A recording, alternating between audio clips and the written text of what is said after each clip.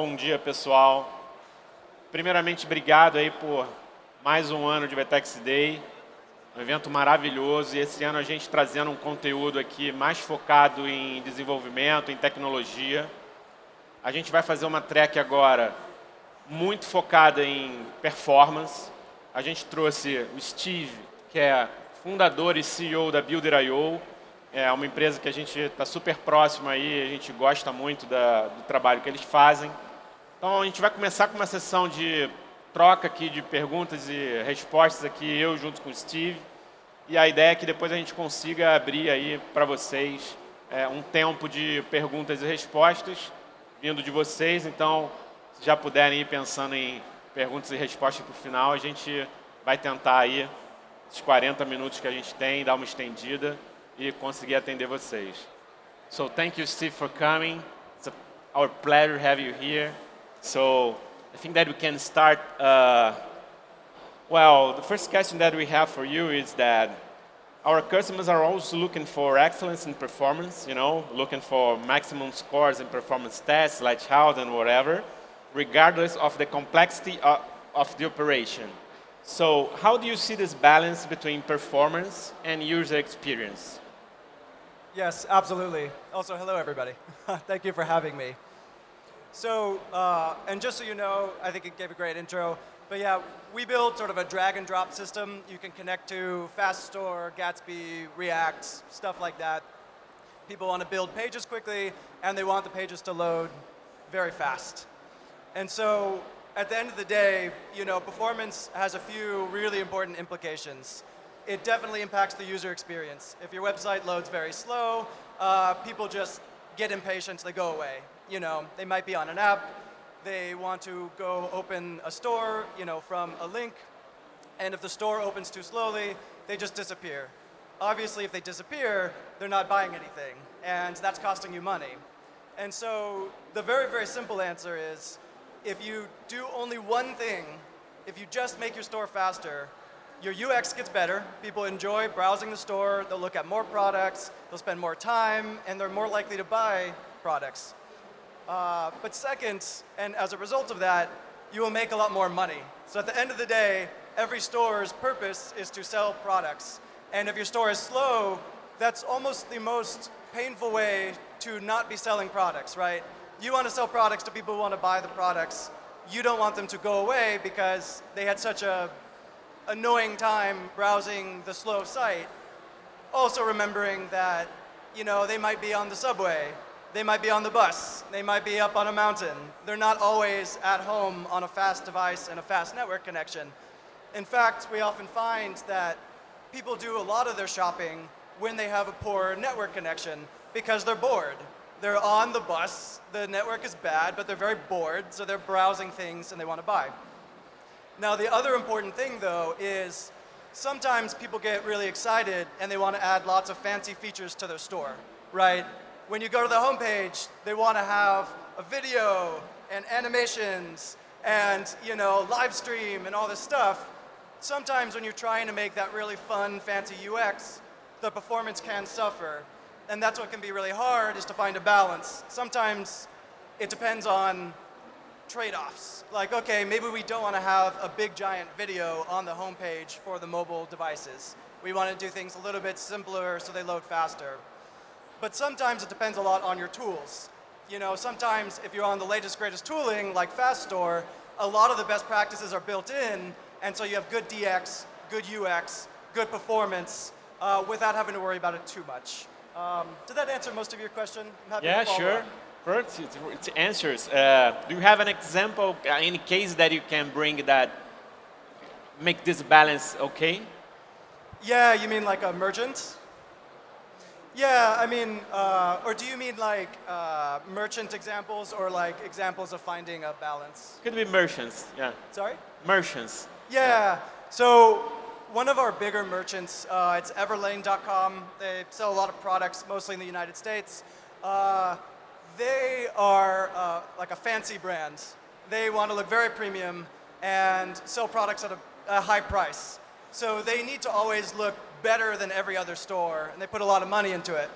The problem, of course, is sometimes trying to do too much is hard for performance.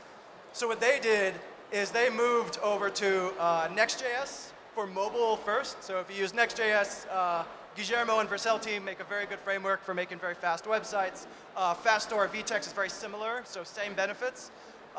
They moved just the mobile device traffic to Next.js, and they made sure to send fast pre-rendered pages. So you see the page very quickly, and they strike a balance of very, very mobile optimized performance for mobile devices, and sometimes they're a little bit more relaxed for the desktop, because browsing on desktop, you probably have Wi-Fi, you probably have fast laptop. It still matters, but maybe not quite as much. And they use that as an easy way to slowly migrate everything. So soon, desktop and everybody for Everlane will be on the fast website. And I don't remember the exact number, but their conversions obviously went up. So when the performance went up for mobile, purchases goes up. You can look at some stats we have as well that just show every time you make the website faster, people purchase more. And at the end of the day, if you want to make an excuse, like if you're a developer and you work at a company and you're trying to say, hey, let's make a more modern store, let's make a faster store, if they ask you why, go to Google and search. You'll find so many stats about the store gets faster, conversions go up 20%, bounce goes down 100%, like crazy, crazy statistics you'll see over and over again that when the store loads fast, everything gets better, more money comes in. And you as the developer usually feel good about it. It feels good to make very fast things that your users enjoy. It's kind of, to me, I'm a developer too, it's one of the most important parts that makes me happy. People like the store that I'm building, people like the product I'm building. The worst thing is when people come to me and say, hey, that thing you made is slow and awful and I hate it. That's not fun as a developer, you don't want to hear that. So using modern best practices, which I think we'll talk about more, using VTEX and FastStore and React will set you up to have very happy customers and to look good, and to your company you could say, hey, I made us a lot of money, thank you, give me a raise, that type of stuff. Cool, nice. And you said, people like fancy home pages with videos and a lot of content, but there are more things, some other things that affect the performance of a site, not on the contents. And yeah, you want me to jump into those? Yes. Cool. So we do a ton of performance testing.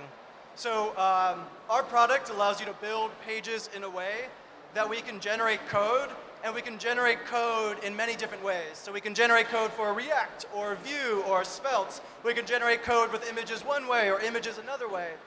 So that allowed us to do a lot of tests. What actually makes a site fast? Like you get a lot of tips online and they say, do this, do this, do this, but you don't have like data that shows. And sometimes you'll do what the person online said and your store doesn't get faster. You measure it on Lighthouse and it's not any faster and you're like, that took me a lot of time, that's annoying.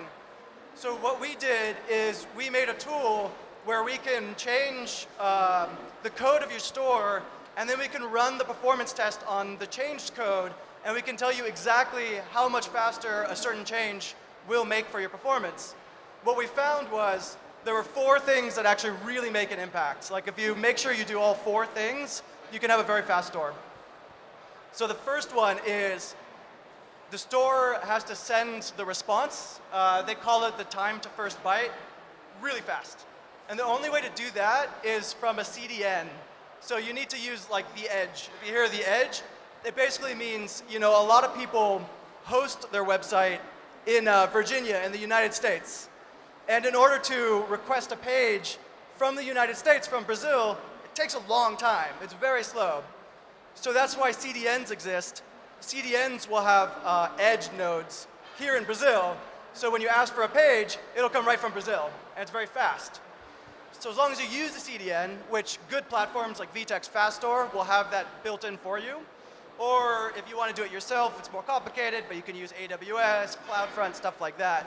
But as long as you always serve from a CDN cache, then it'll always be very fast. But that's only the first part. So the page will hit you fast, but the page has content inside. It'll have images, it'll have JavaScript, and it'll have CSS.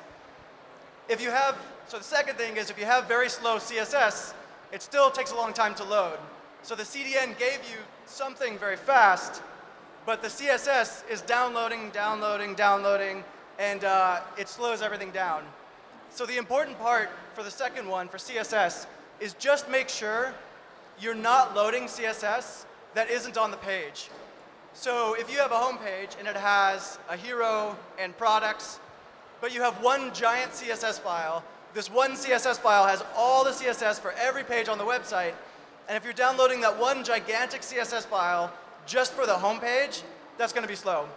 What you want to make sure is you have small CSS files, and you only load the homepage CSS for the homepage, and then that'll load much faster.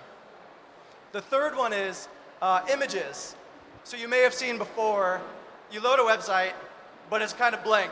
There's text, but there's no images, so there's big white empty boxes. And if you're in e-commerce and you're selling products, those boxes are where the products are. So if you can't see the products, you don't want to buy what you can't see. You need the image to load as fast as possible. So that's where you need to make sure that you serve really, really small images, really, really compressed images. And you also want to make sure you serve different images for each device. So a desktop browser might load a very big image, something like this. But on mobile, it only needs a small image for a smaller device.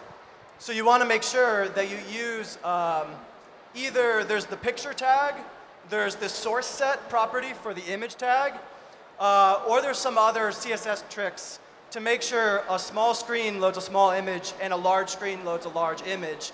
And that way, you're not wasting time downloading. When people are trying to look at your products, they're probably visiting your website to see, does this product look nice? Do I want to buy this? So you need to make sure they can see the product as soon as possible, even if every other part of the page has loaded. And the fourth thing that matters a lot is JavaScript. A lot of people accidentally have way too much JavaScript on their website. It happens accidentally when you start building more and more. You add features to your homepage. You add a very cool slide out cart widget where you say, I want to buy this, and the widget flies in, and you have all those cool JavaScripts to edit the cart right there in the browser. The problem is if you don't monitor how much JavaScript you're loading, and if you're not smart about how you do code splitting, so basically making sure that automatically one page only includes the JavaScript for that one page. You're not pulling in JavaScript for the product page or the collection page or any other page just for the home page. A lot of people accidentally include way too much. And when you have way too much, the page might display fast, but it takes a long time to interact. So you might see the page, and you might say, oh, tell me more about this product. And then you tap it again, and you're like, it's not working. That's because the JavaScript is downloading, and it's very, very frustrating. Some people will think your website is just broken, and they're like, well, I can't buy a product from a broken website, I'm just going to leave. And so that's where there's really two approaches. The first approach is spend a lot of time manually, importing JavaScript only when you need it, or usually a smarter approach to have good DX, make it easy to build, and mostly not have to worry about it, is use a good framework. Use FastStore, use Gatsby, use Next.js. Use a framework that most of the stuff is built in. Of the four things I said, serving from CDN, optimized minimal CSS, fast small images, and minimal small JavaScript, a lot of frameworks like FastStore will do that automatically. So you don't have to worry about it most of the time. And that's usually the smartest thing. If you don't do that, then you usually have to worry about, every time you push code, you have to worry, did I make the performance worse? Because you might accidentally shoot yourself on the foot. You might accidentally cause problems any day. Every bit of code, you're testing it, you're going, oh, new problem, let's fix it. And when you have a store to run, if you're always having to worry about performance degradations, like performance going backwards, you might accidentally spend too much time worrying about performance versus letting your tools take care of it for you. If you use Builder.io, we'll make the images small, we'll make the CSS small, we'll make the JavaScript small. If you use FastStore, you'll serve from the edge, you'll have code splitting for small JavaScript. The rule of thumb is everything's small. The bigger the JavaScript, the bigger the CSS, the bigger the image, the slower. So make your website very simple, very small, make it load fast, and everything's better. Nice, nice. A lot of things to worry, huh? Yes. Okay, talking about scripts, I think that another pain point that affects the performance of many of our clients is the third-party scripts. Now, even if it's through a tag manager or directly inline in the pages, what's your suggestion to avoid this type of problem? Yes. So this one's a very painful problem. So it often happens that you as a developer make a very fast website and you're very proud of it. You say, hey, look, I got great performance. The business will make more money. I'm so happy about my fast site. And then the business says, okay, we need analytics. We need some custom reviews. We need Google Optimize. We need third-party scripts. We have lots of tools we want to integrate, and we want you to add lots and lots of JavaScript so we can do all this great stuff. And then suddenly your fast site gets really, really slow, and you're kind of frustrated because it's not even your code. Excuse me. It's not even your code that was the problem. It was somebody else's code, and your business team is saying, hey, make the site faster, and you're like, this is not even my code. Somebody else's code that you told me to put on the website is making the website slow. What do you expect me to do? In my last company, this was a big fight. Everybody would just always fight. No, get rid of the third-party scripts. And the marketing team says, no, we need the third-party scripts. If we can't do analytics, we can't make money at all. And then fight. But there is a solution. The problem with the third-party scripts is they run on the main thread of the browser. So the browser, like Chrome or Firefox or whatever, they have 2 threads. Most people only use the main thread. The main thread is where they render your page, where they run your JavaScript, where they decompress and decode your images. Basically, the main thread does all the hard stuff. And you need the main thread to not be busy. When the main thread is busy, the site is unresponsive. So if code is running on that main thread and you try and tap on a button, the button won't do anything. It won't do anything until the main thread is clear and you can actually start using the page again. The problem is all those third-party scripts also run on the main thread. So you made your code fast and people are trying to use your great website and all this third-party code is just running, and it's making your site slow. So there is a solution. There's another thread in the web browser called the worker thread. You may have heard of web workers.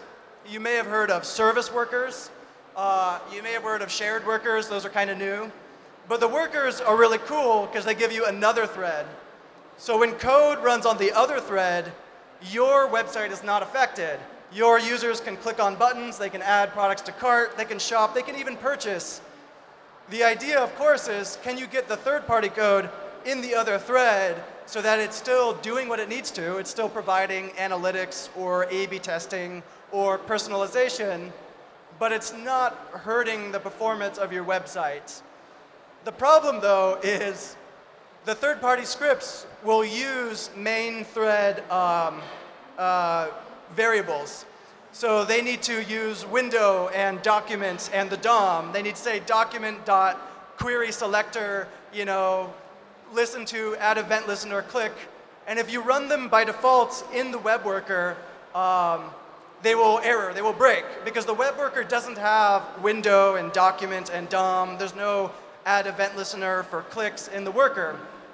So when the web browsers, I think it was about 5 years ago, came out with workers, everybody got really excited. They said, this will solve the performance problems, we got it.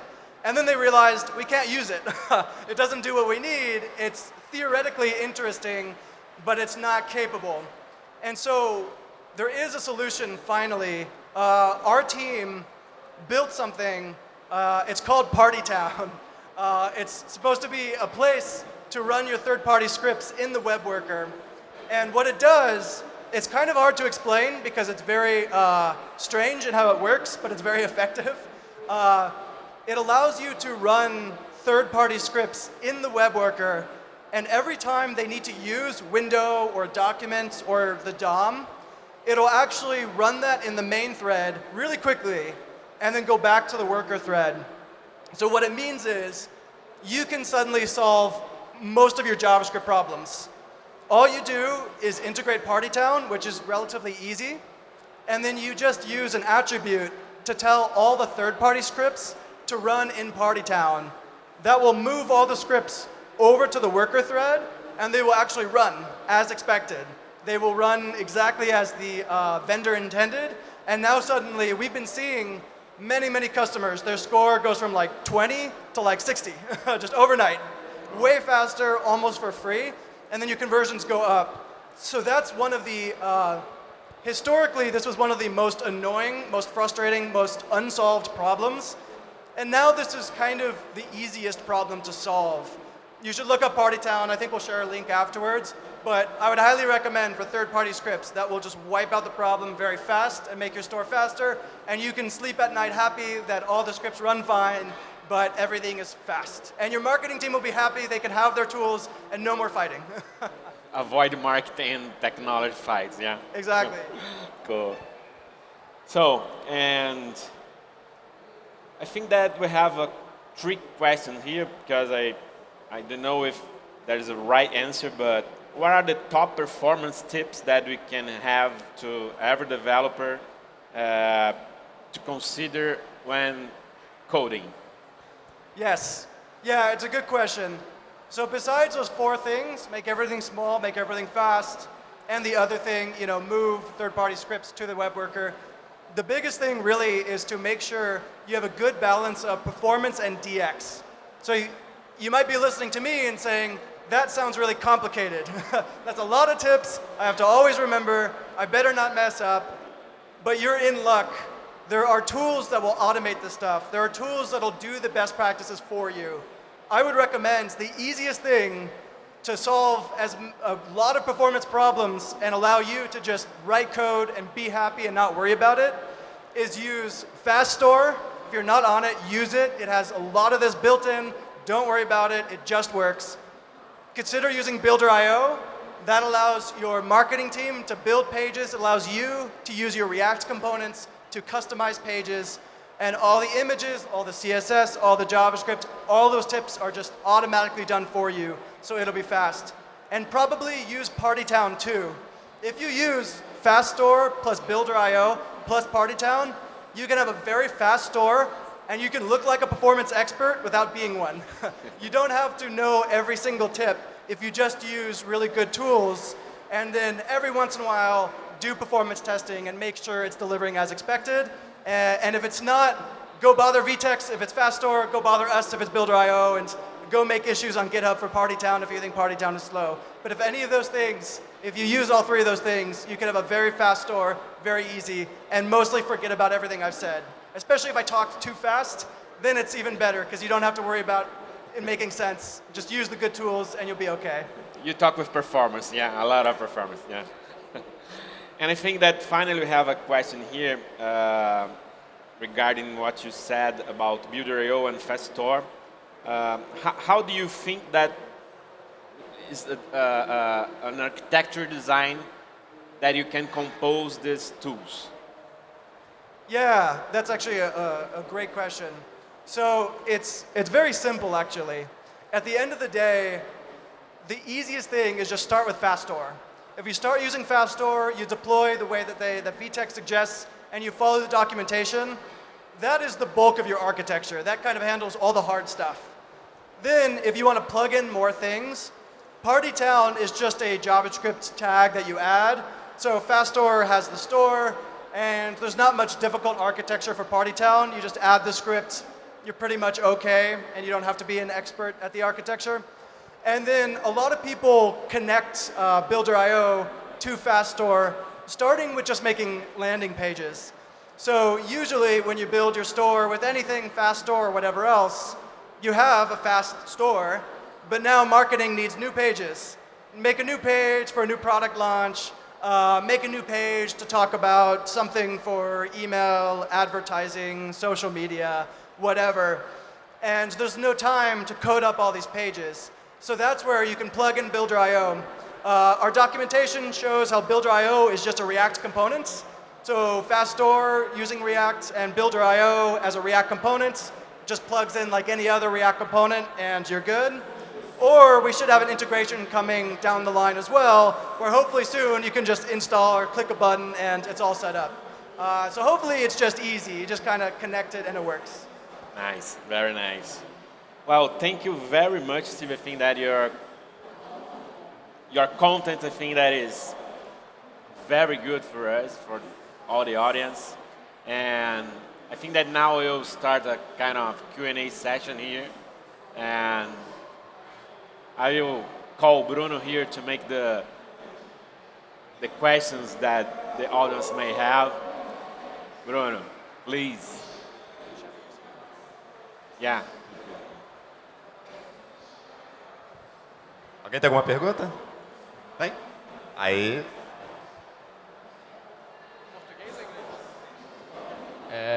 Tá, Steve, a gente está vendo, peraí. A gente vê hoje muitos frameworks baseados em JavaScript, né? Por exemplo, o Gatsby, o Next.js. A minha pergunta para...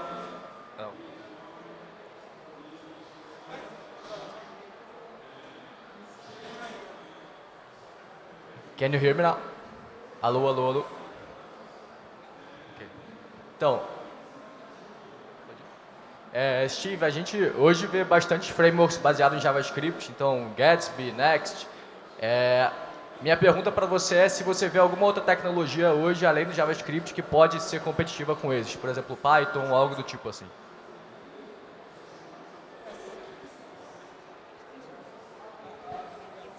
Testing, testing. Good. Cool. So yes, so Gatsby, Next.js, Faststore, very, very good today. The future, I think, will look a little bit, it will continue to change. So we're working on a framework called Quick. If you haven't seen it, it allows you to write components and your store in JavaScript, but your website loads with no JavaScript. And so there's two other frameworks too. There's one called Astro and one called Marco, and then ours called Quick. All of these are trying very hard to make it so that the browser loads no JavaScript automatically. So you can still write JavaScript, but it never needs to load. Those frameworks are very early. They're not quite ready for everybody to use, but they make websites crazy, crazy, crazy, crazy fast, like insanely fast. And so I think in the next 2 years, we will see those frameworks really be adopted. I think Quick will be able to integrate with Faststore. So if you use Faststore today, I think it could continue to evolve to use the new frameworks like Quick. And I do think in about 2 years, we won't talk about worrying about JavaScript anymore. JavaScript is not an issue. We don't have to sweat it. Everything just works and it's fast and it's easy. We're not there just yet. And if you're asking about anything that's not JavaScript at all, I don't know if you like to program in Go or Rust. Those are probably farther off from being widespread adopted. Maybe one day we'll build apps with Rust and WebAssembly. Those are very fun, but they're a little bit challenging still. So maybe in 2 to 5 years, we'll use Quick, and automatically JavaScript will not be a concern, but you can still write it, you can still use your skills. And even with Quick, we're making it so you can use React components.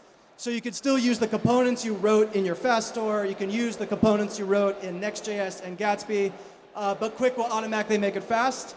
Maybe in 10 years we'll write in WebAssembly, I'm not sure yet though, but is that helpful? Cool. Alguém tem mais alguma pergunta, pessoal? Eu vou fazer uma então. Boa.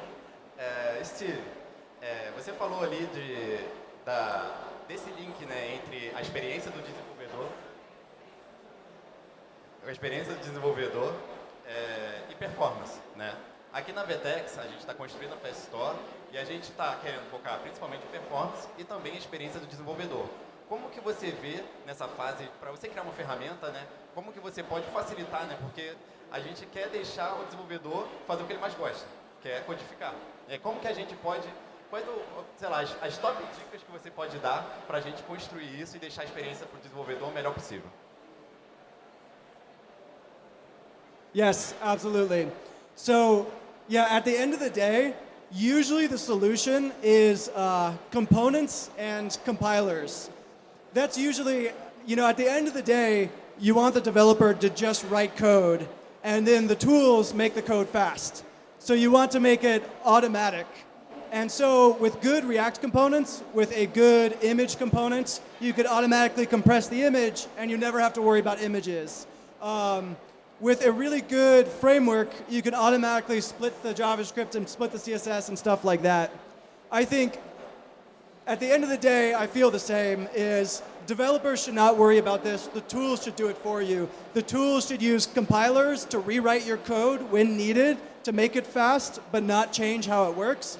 And when you use good React components can have logic in them. So instead of using the image tag in HTML, use an image React component, and then you'll be able to make sure in the component that everything is always compressed and minified and fast as possible.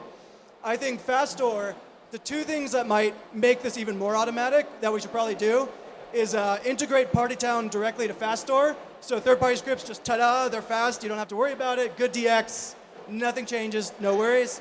And I think maybe in the next year we can integrate Quick into Fastor, so Quick can remove JavaScript and make it so that Fastor is just the place to build everything with good DX, and the performance is just totally automatic.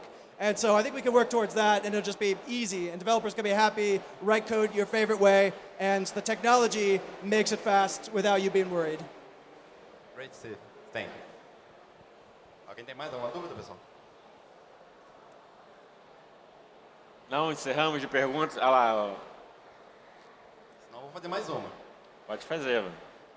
Opa, vamos lá?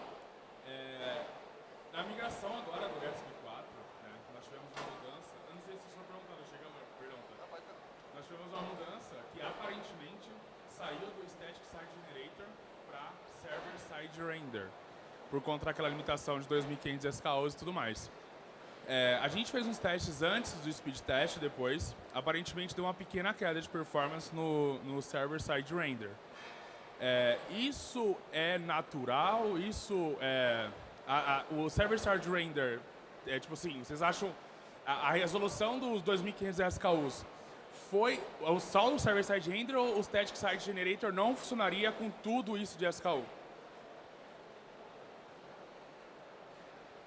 Yes, that is a very difficult question. So, as you know, if you use static site generation, which is often best for performance, so everything loads very fast, it can be hard when you have many products to build out all of the pages. Gatsby is working on more tools for this. I think Fastor is well aware of this, and other frameworks are trying to solve it in new ways as well. I think the very short answer is everybody's still trying to fully solve the problem. The longer answer is I have hope that we will make this a lot better, and I'm seeing a lot of work happening that I think in the next 6 months, this won't be so much an issue. This will only get better, it'll only get faster, it'll only get easier, and I would probably encourage you to try and work through it for now, because it will only get better, and it'll be automatic when it gets better. In 6 months, you probably won't have to worry about this at all. You won't have to ask it. The frameworks have solved this. I know the team over at Fastor, the team over at Next.js, and the team over at Gatsby, and this is kind of all they work on. All their work is going into this right now, because they know they want to be the best thing for commerce, and they know that commerce has a lot of SKUs, a lot of products, and they need to generate fast and load fast. So I think solutions are on the horizon, and it will get better. Alguém mais, pessoal? Hoje a gente utiliza grande parte das integrações via API. Algumas são nativas, plug and play, pronto. Outras a gente precisa de um retorno gigante de um JSON. Como trabalhar com arquivos de JSON muito grandes, large JSON? Como trabalhar com isso para ter uma performance melhor? Yes, that's a good question. What is in the JSON files? Is it products? Can you ask him? Yes, like webhook VTEX, do you know? Products, file, SKU, products, quantity, sales, fulfillment, address, etc. Yeah, makes sense. So you have a few options. If you can, use GraphQL. And in GraphQL, you can choose, I only need the name, the price, the ID. So GraphQL is the best solution, and Gatsby and others is built in. So you don't ever need too much. And that's what Gatsby, FastStore, stuff like that is very good at. So you can always have control. If you don't have control, you might want to lazy load the JSON. So you might want to have some of the JSON, if it's really big, come only in the browser. So hopefully your page can load without a lot of JSON, and then you fetch for more and bring the rest in. Hopefully the rest that you bring in is lower on the page so that the top of the page can load really fast, and then other stuff can load below. Like one thing people do is they make sure that the product information, the product name, the price, the image, really fast. And then you might have recommended products, 100 products down below. You could fetch that, load it in later. Most likely the person takes a little time to scroll anyway, and it's okay. But the best answer is GraphQL. Use GraphQL as much as possible. VTEX, I think, is good at GraphQL APIs. Well, you're in good hands. Mas agora, pessoal, vou fazer mais uma então. Para fechar, Bruno, vai lá. Fechar só mais uma então. Steve, a gente teve um boom assim no mercado de TI, né? Todo mundo está querendo se tornar desenvolvedor. Aqui na VTEX também, né? A gente vê as agências, os parceiros ali, cada vez mais contratando desenvolvedores, o que é importante, né? Esse evento é feito para isso, né? Para a gente trazer esses desenvolvedores. Se você pudesse dar uma dica para quem está começando, né? Um desenvolvedor front-end, vamos falar assim, né? Quais as tecnologias que você acha que estão mais em tendência e que o pessoal deve focar para se tornar um desenvolvedor assim, à prova de futuro, né? Para conseguir estar antenado ali com as últimas tecnologias? It's a great question. So there's one really big one, React. Learn React. If you don't know React, learn React. If you look at React popularity over time, it's crazy. There's like React, and then there's nothing, and then everything else. We're even making a web framework, and when you look at how popular React is, you instantly go, nobody will win against React, ever. Like, it'll be so many years before React would ever go out of style. It's just so popular.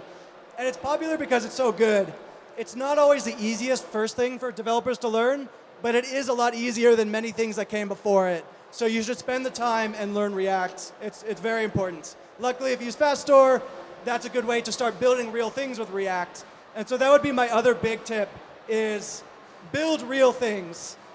Taking courses online are really good for fundamentals, but at a certain point, you need to build real stuff. You need to build a real store. The courses are very theoretical. They teach important fundamentals, but when you practice using the fundamentals is when you get really good at developing. When I started developing, I spent like a year on online learning, and I realized that I thought I was learning a lot, and I kind of was, but it's when I started building stores that I really started to learn and understand, and you really figure it out. So if you take React, if you take FastStore, and you just build, hackathon, find somebody who needs a store and say you'll build it for them. Make sure that you're good enough. Don't promise them something that'd be too hard, but learn React and build stores. If you want to be more experimental, you could try things like Partytown. It is very fun. It's new, but it's very good for performance. But yeah, React, Gatsby, FastStore. Learn the VTEX APIs too. There's no point learning how to build React unless it's connected to real data. So learn VTEX APIs, learn how to display products, learn how to add a product to cart, learn how to do a checkout with VTEX. You not only will learn a lot more by building real things, but you'll have very, very monetizable skills. You'll have built skills that people want to pay you for. People want fast VTEX stores. They want beautiful VTEX stores. There's a huge market for people who want VTEX developers to build VTEX stores. So you'll be learning, and you'll be able to build a portfolio, and you could say, yeah, I could build your VTEX store. I can work on your VTEX store because I've made other ones, and look how beautiful they are. And it can be fun to make beautiful stores, even if they're just, connected to demo products. So that would be my recommendation. Great, Steve. The best way to learn to code is coding. Great. Perfect, perfect. Thank you so much, Steve, for sharing your knowledge with us. Obrigado, gente.